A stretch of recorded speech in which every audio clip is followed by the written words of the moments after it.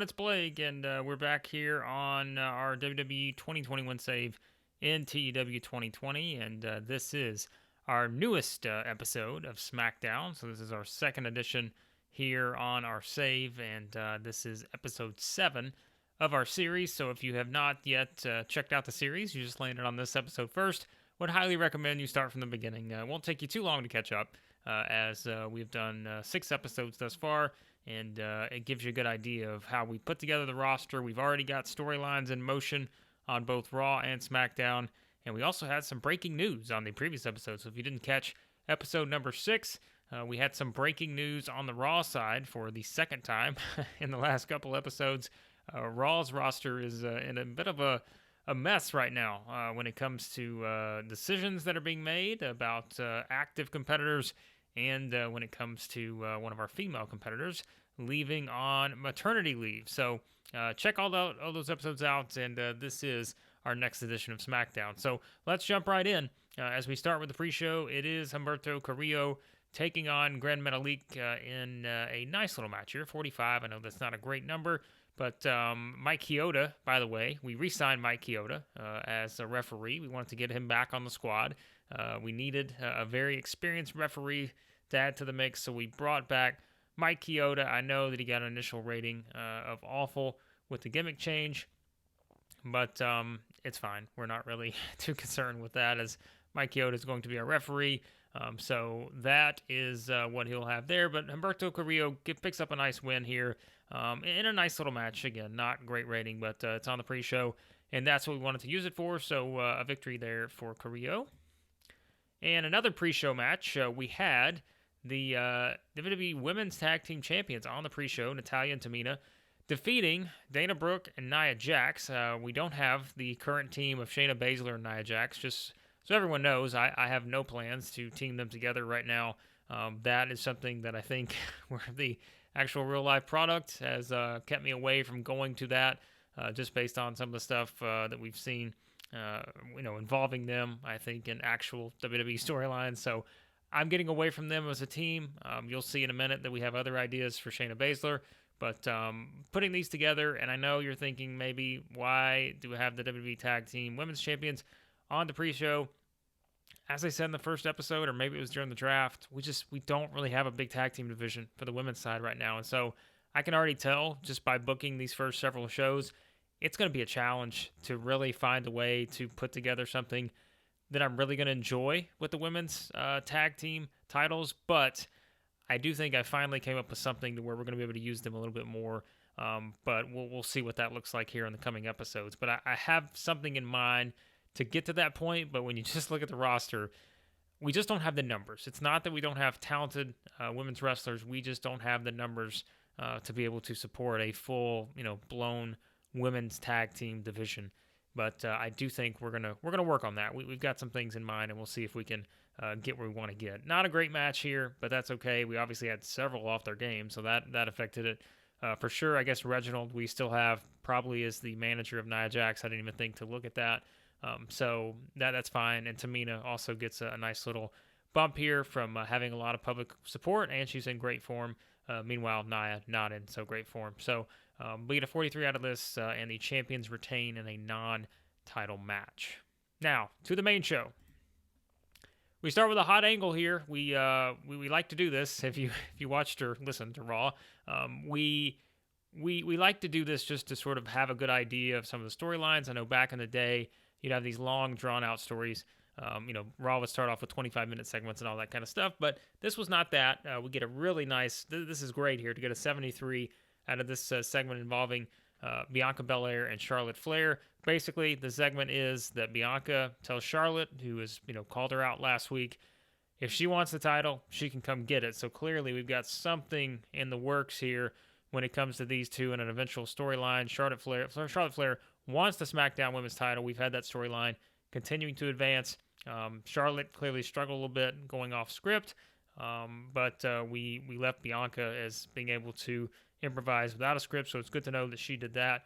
And Bianca also benefiting from being the flavor of the month. So this was really good. I mean, I've got some fun things in mind for these two. As you can tell, I started the storyline last week, And this really gets it going and picks up the heat here when it comes to, what we're going to have between these two. So really happy with this particular segment with Charlotte and Bianca. And as you can probably tell, this will lead to an eventual match between the two. And we'll see when that's going to be here coming up. And we start off, I mentioned here, we start off with our actual first match of the main show. Shayna Baszler gets the victory against Naomi using the knockout punch. She gets a 47, not a great number. Reginald, again, I guess I just forgot to take him off as the manager. But the fact is, if he's doing good work at ringside, I'm still probably going to take him away from Shayna Baszler because he has no factor into what I want to do with her in terms of the plan that I have in mind for her. So we'll probably have to remove Reginald, even though he is doing some great work at ringside. Naomi, I know if she loses again, that's her second loss in a couple weeks. She lost to Charlotte Flair last week, now loses to Baszler. But we still have some things in the works for Naomi. So just taking a couple losses here, but as you can probably tell, we are, trying to get Shayna Baszler in a good spot here, and she gets the victory here to build up a little momentum for her moving forward.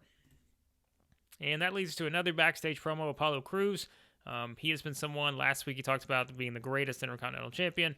This week, pretty much more of the same. Apollo comparing himself to the greats of the past as an Intercontinental Champion and basically just awaiting his next challenger here.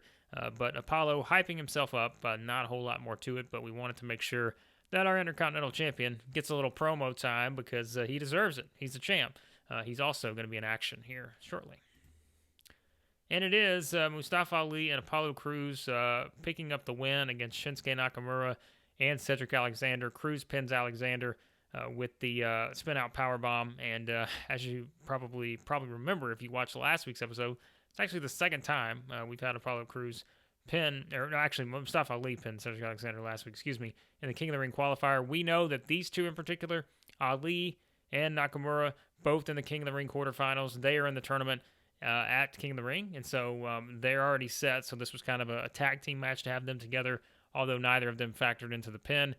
Not a great rating here. I probably would have expected a lot more out of this, to be honest, when we paired this together. But you don't exactly have natural tag teams together, and my guess is Nakamura is probably still getting sort of knocked a bit in terms of the ratings when it comes to his actual age and such. So we can kind of, we can play around with it here. We can look at the dirt sheet. We don't always do that, but we'll do that here. Let's see. So you've got some stuff if you go down.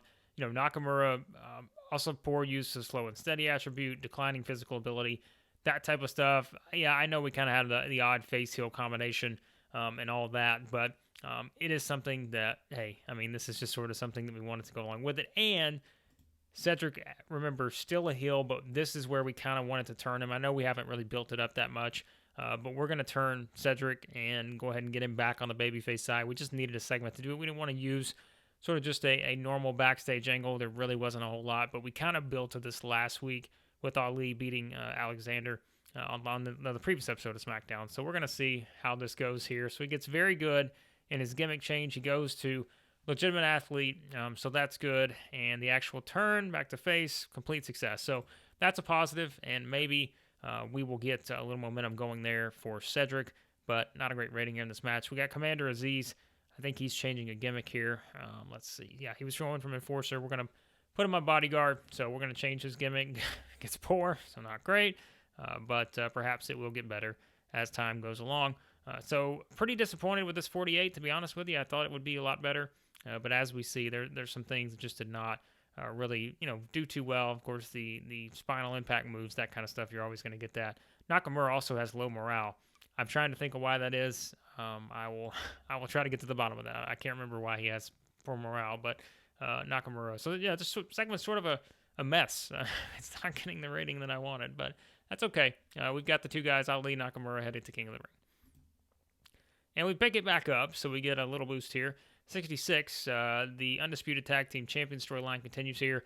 The New Day interview with Pat McAfee. We're using Pat as sort of the color commentator and interviewer role for, inside the ring and such. So a nice here. And I thought this would do pretty well because you do have two guys in Kofi and Xavier Woods who can do well without the script. And I think Pat McAfee, we've already seen in some of the other segments, does well just with his mic ability. So this is nice. We'll take this, and this advances the storyline forward to get New Day ready for that triple threat and King of the Ring for the WWE Tag Team Championships, where they'll face the Street Profits and their other opponents, the Usos. And Damian Priest gets the victory over Dio Madden. And yes, as you can see, it's not over Mace. We have changed Mace to Dio Madden. I said it from the beginning. I had no plans to do anything Retribution related. So Dio Madden gets his actual name here and doesn't have to wrestle and under Mace, under a mask, or any of that stuff. But he does fall here to Damian Priest, as Priest gets the win, a 56 rating. Builds up a little momentum here for Damian Priest, and we've also got some other stuff in mind with Damian Priest as well. So, after the match, we have Baron Corbin run in, and he attacks Damian Priest, gets a 62 rating. That's solid.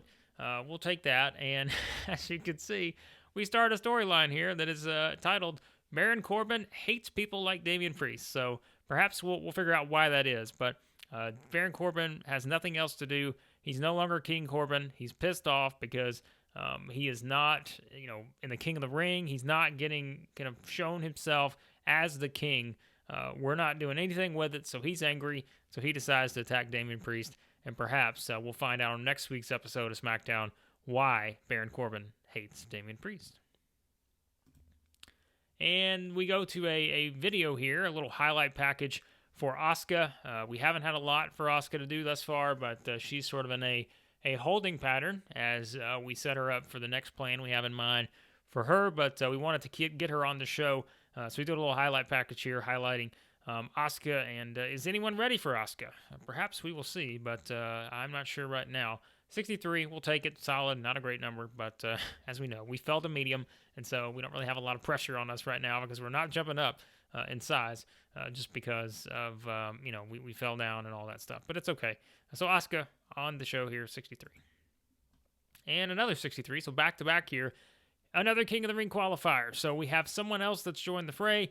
That is Sami Zayn, who defeats R-Truth. R-Truth spent all that time last week on SmackDown on the promo.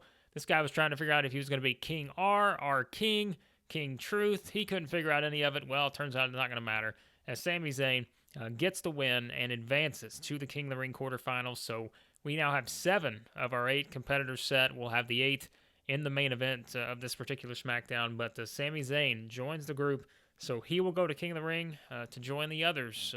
Shinsuke Nakamura, Mustafa Ali from SmackDown, representing the brand at King of the Ring. So a nice little match here between these two. So next up, we have a great segment here, our highest of the show thus far. Drew McIntyre, great promo, masterful job of improvising his interactions with the crowd. And as we saw last week, Drew McIntyre kind of on a mission. He wants to be that next person to challenge Roman Reigns and to have his opportunity to go after the championship.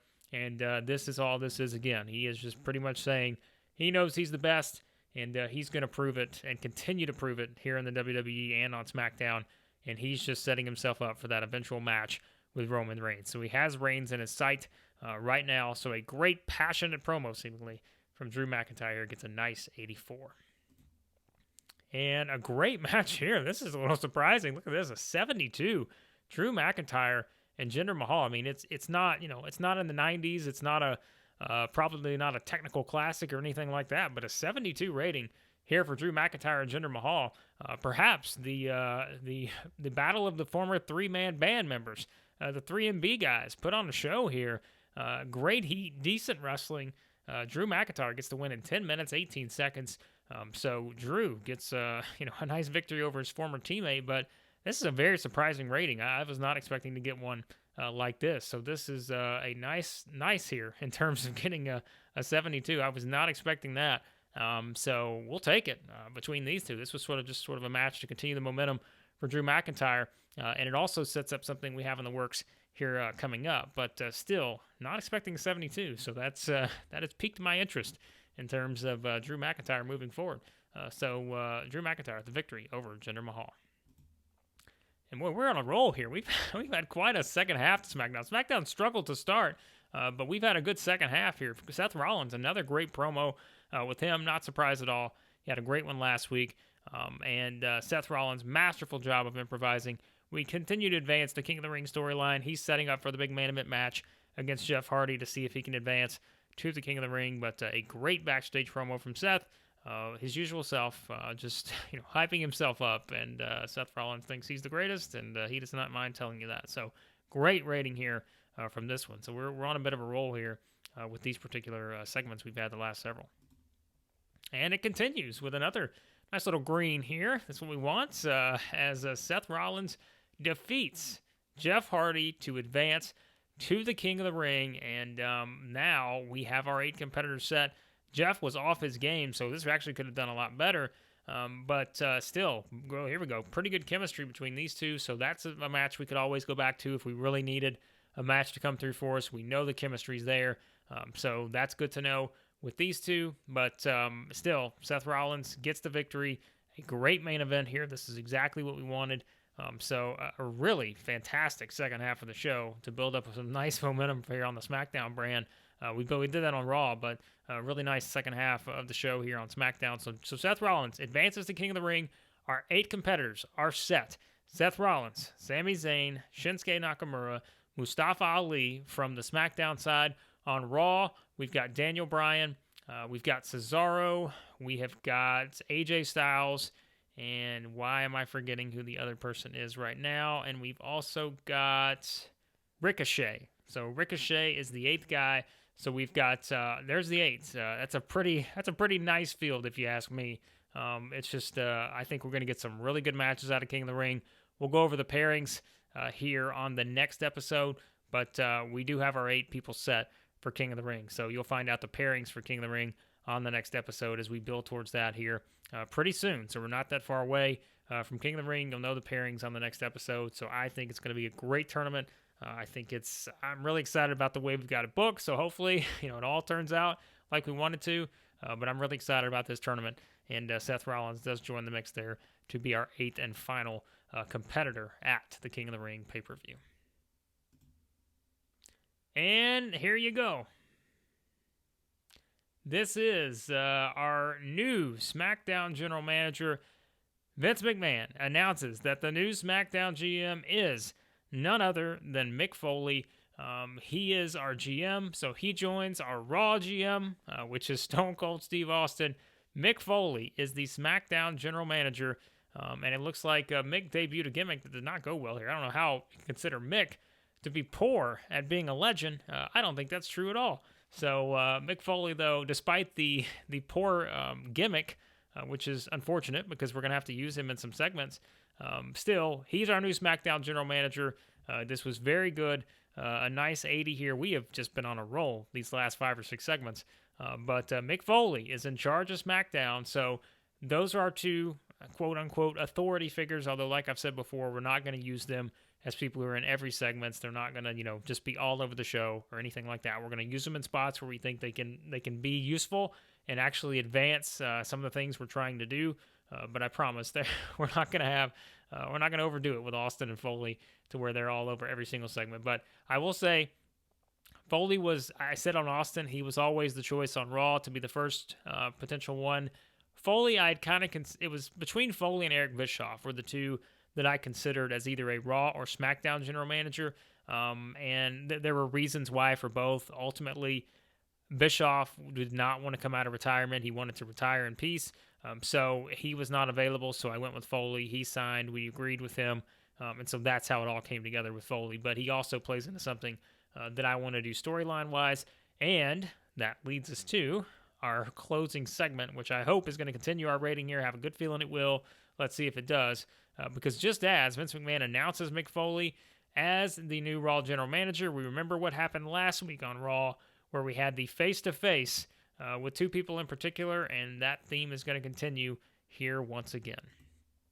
And we finished with a great closing segment, 84. Roman Reigns is back. If you remember on the last episode, Vince and Roman Reigns basically had not a pull-apart brawl, but a pull-apart face-to-face, where Reigns told Vince that he wanted him.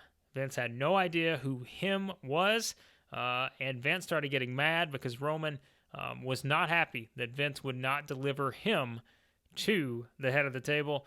And so Roman Reigns decides we've got a new SmackDown general manager. he's going to come out and he tells Mick Foley just what he told Vince McMahon last week. He wants him delivered to Roman Reigns.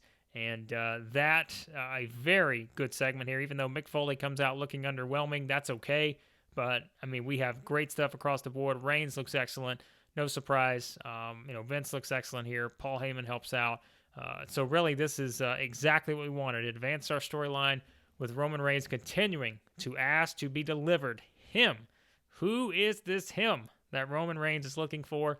That is the big question. And the question is, will Mick Foley actually deliver it to Roman Reigns on next week's edition of SmackDown? So there's another cliffhanger. As you can tell, I kind of like the cliffhangers a little bit. I think it's fun. It gives you a reason to tune in, right, to the next show. So there is one for next week. So we will see if Mick Foley is able to do anything because Roman Reigns not just asks, he demands that Mick Foley deliver him next week on SmackDown. So a great finish to the show. Let's see what our overall rating is because very impressed with that second part. A 75, so that's our best show thus far. That's better than the one we had on Raw.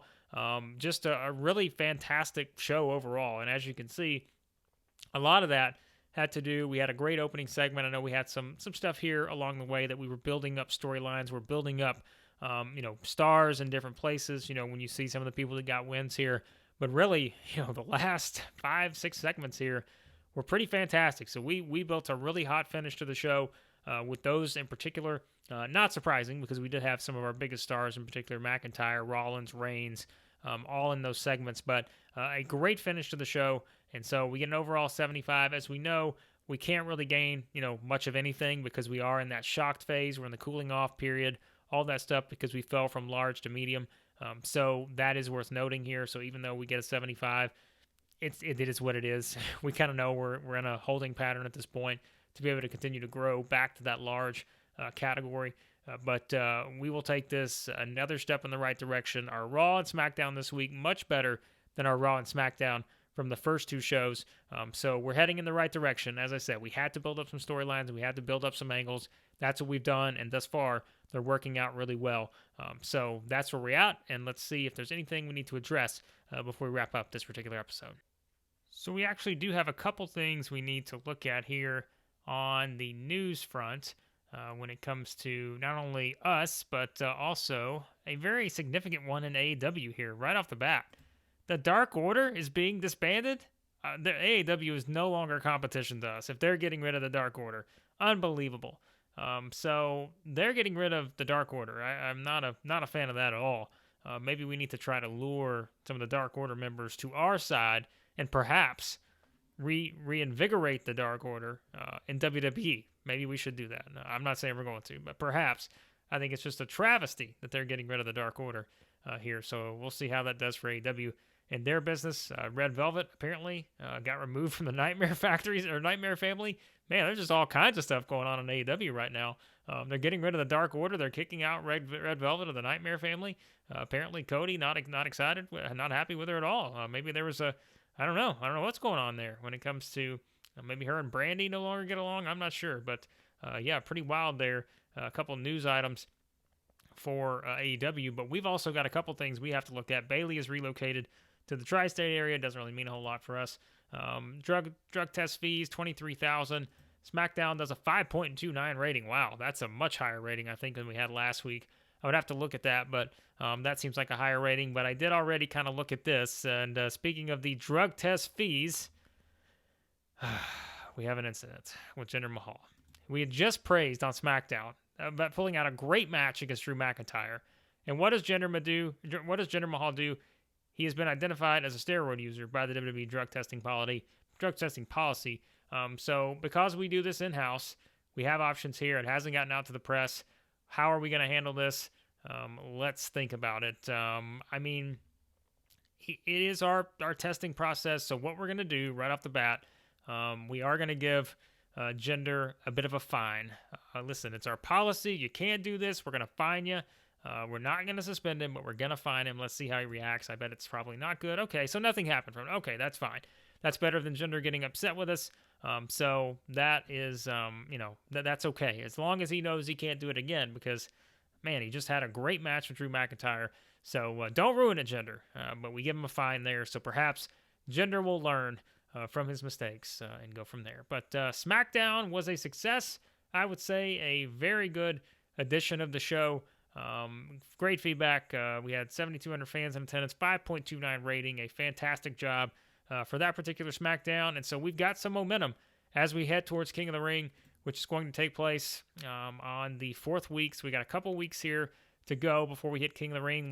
We'll know the bracket on the next episode of the podcast, which will be back to Raw.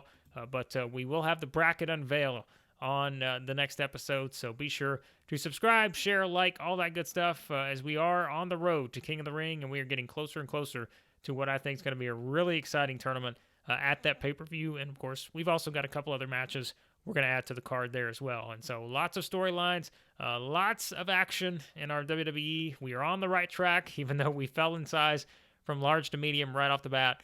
We are on the right track. I think we're doing a good job. Our ratings are going up, and we're building up some stars. But apparently, even with all of that, we can't join the Dark Order because the Dark Order has been disbanded in AEW. We might have to see what we can do there with the Dark Order. We got to give them a place, right? Come on, we need to give them somewhere to be able to have that faction. How can they do that, AEW? They're making a heel turn over there, so we can't let them do it. But in all seriousness, thanks as always for watching the video. I appreciate all the great feedback. I know a lot of you have sent great messages, comments, and it's been a lot of fun thus far. And yeah, we'll see if we continue this momentum here in our WWE save as we go into our next episode, which will once again be all about Raw and talking about our WWE champion, Bobby Lashley, announcing his retirement.